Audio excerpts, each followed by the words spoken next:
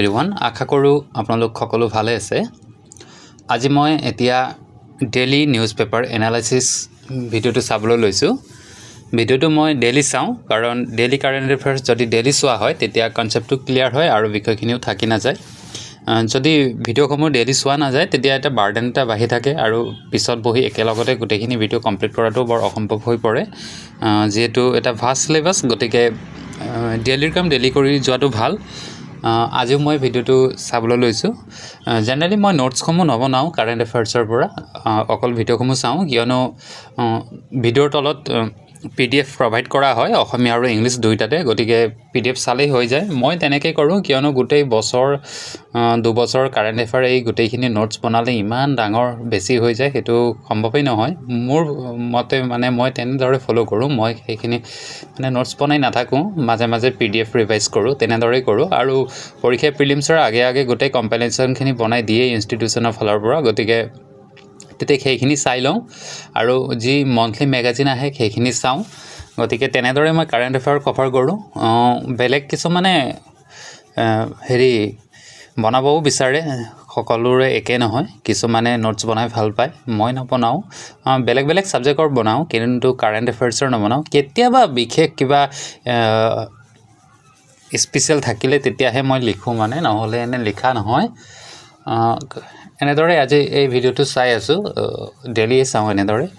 আপোনালোকেও সম্ভৱ চাই ছাৰৰ ভিডিঅ'টো, ছাৰে বৰ ভালকৈ বুজাত কোনো প্ৰব্লেম নহয়।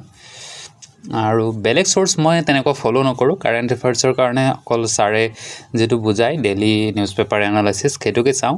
আৰু আছাম পাৰ্টৰ কাৰণে লাহকৰ ছাৰে যি অসম বিশেষ লৈ আহে প্ৰত্যেক দেওবাৰে সেইটো চাওঁ। আৰু আমাৰ ইনষ্টিটিউশ্যনৰ ফালৰ পৰা ডেইলি ছেটাৰডে এটা ভিডিঅ' দিয়ে চিন্ময় বৰদলৈ ছাৰে, আছাম উইকলি কাৰেণ্ট এফেয়াৰ্ছ বুলি, সেই ভিডিঅ'টো চাওঁ। এইখিনি মোটামুটি হৈ যায়, বিশেষ চাবলগীয়া আৰু একো নাথাকে, কাৰণ নেশ্যনেল লেভেলৰ সত্যজিৎ ছাৰৰ ভিডিঅ' আৰু এইফালৰ পৰা এইখিনি চালেই হৈ যায়।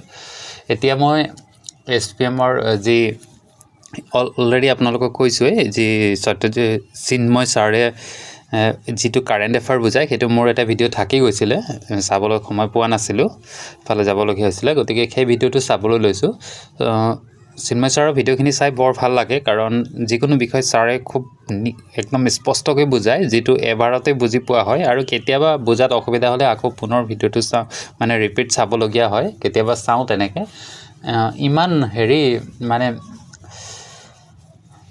সময় কম আছে, এতিয়া প্ৰিলিমছ আহি আছে, গতিকে ভিডিঅ'সমূহ আমি 2xত চাবলগীয়া হয়। মই 2xতে চাওঁ, কেতিয়াবা 1.5ত চাওঁ, কেতিয়াবা বুজা নহয়। আৰু যদি এবাৰ দুবাৰ চোৱাৰ পাছত 2x কেতিয়াবা 3x স্পীডতো লগাই চাবলগীয়া হয় সময় বচাবৰ কাৰণে।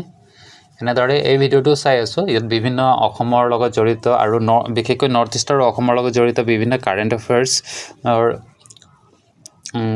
বিভিন্ন টপিকসমূহ ইয়াত কভাৰ কৰে, ছাৰে বুজাই দিয়ে ভালদৰে। আৰু মেইনছৰ কাৰণেও ছাৰ বিভিন্ন প্ৰশ্ন লৈ আহে ইম্পৰ্টেণ্ট টপিকৰ ওপৰত। আৰু লগতে যি প্ৰিলিমছৰ লগত সংগতি ৰাখি ছাৰে বিভিন্ন তেনেকুৱা MCQ দিয়ে, সেইখিনি আমি ছল্ভ কৰোঁ। আৰু লগতে ছাৰেও ছল্ভ কৰায়, ক্লাছতো কৰায় আৰু আমাক ছল্ভ কৰিবলৈও দিয়ে।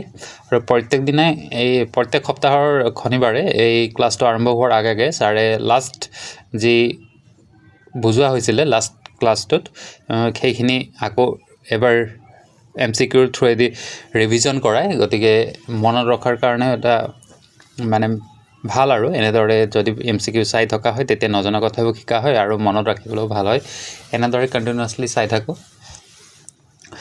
আৰু বিভিন্ন ছাবজেক্টো পঢ়ি আছোঁ ইয়াৰ লগতে। সেই গোটেইখিনি ভিডিঅ'টো বনাই আপলোড কভাৰ কৰা সম্ভৱ নহয়, কাৰণ ভিডিঅ' যদি বনাবলৈ যোৱা হয় তেতিয়া আকৌ এক্সট্ৰাকৈ এটা সময় এটা গুচি যায়, নিজৰ পঢ়াত অকণমান প্ৰব্লেম হয়, ক্ষতি হয়। গতিকে ইমানকৈ ভিডিঅ' বনাই থকাও সম্ভৱ নহয়। আৰু যিহেতু প্ৰিলিমছ সম্ভৱ এতিয়া নটিফিকেশ্যন আহিব আৰু ফেব্ৰুৱাৰী মাৰ্চ মাহত, গতিকে প্ৰিলিমছৰ কাৰণে খুব ভালদৰে প্ৰিপেৰেশ্যনো কৰাৰ প্ৰয়োজন।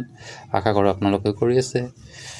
এনেদৰে ভিডিঅ'সমূহ কেতিয়াবা বনাওঁ, কেতিয়াবা আপলোড কৰোঁ, আৰু মাজে মাজে শ্বৰ্টছ আপলোড কৰোঁ।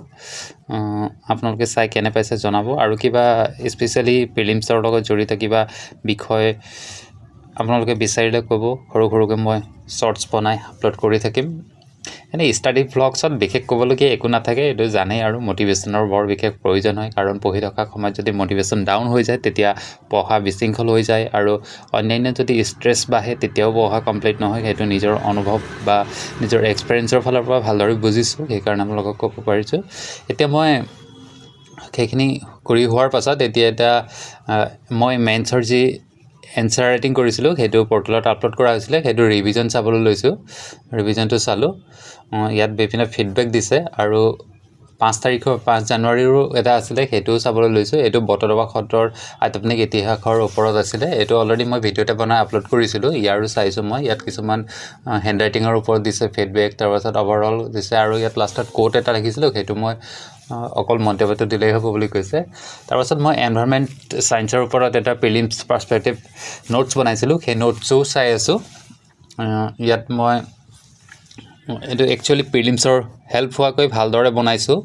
গোটেইখিনি পইণ্টে ইয়াত উল্লেখ কৰিছোঁ, হেডিং দিছোঁ, ছাব হেডিং দিছোঁ, আৰু বিষয়টো মানে এবাৰ চালেই মনত গোটেইখিনি পাহৰা বস্তু গোটেইখিনি মনত যাতে ঘূৰি আহে, সেই তেনেকৈ মই ইয়াত বনাই থৈছোঁ।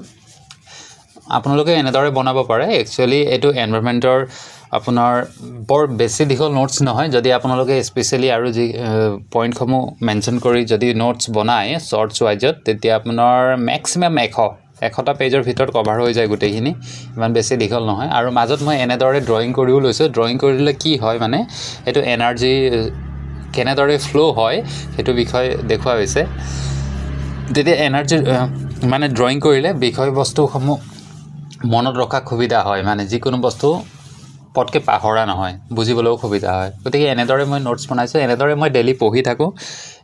এনেদৰে আৰু বৰ বিশেষ ক'বলগীয়া নাই। আজিৰ ভিডিঅ'টো ইমানেই আছিল। আগলৈও ভিডিঅ'সমূহ লৈ আহিম মাজে মাজে, ডেইলিটো আনিব নোৱাৰি, যিহেতু প্ৰিপেৰেশ্যনৰ সময়ত যদি বেলেগ কামত মনোযোগ দিয়া হয় তেতিয়া নিজৰ পঢ়াখিনি থাকি যায়। পঢ়াৰ পৰা মনটো মানে যদি এবাৰ গুচি যায় আকৌ বহাবলৈ বৰ টান হয়। প্ৰিপেৰেশ্যনৰ সময়ত কষ্টৰ খুব প্ৰয়োজন, আৰু এনাৰ্জেটিক হৈ থাকিব।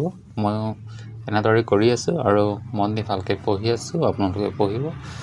Thank U.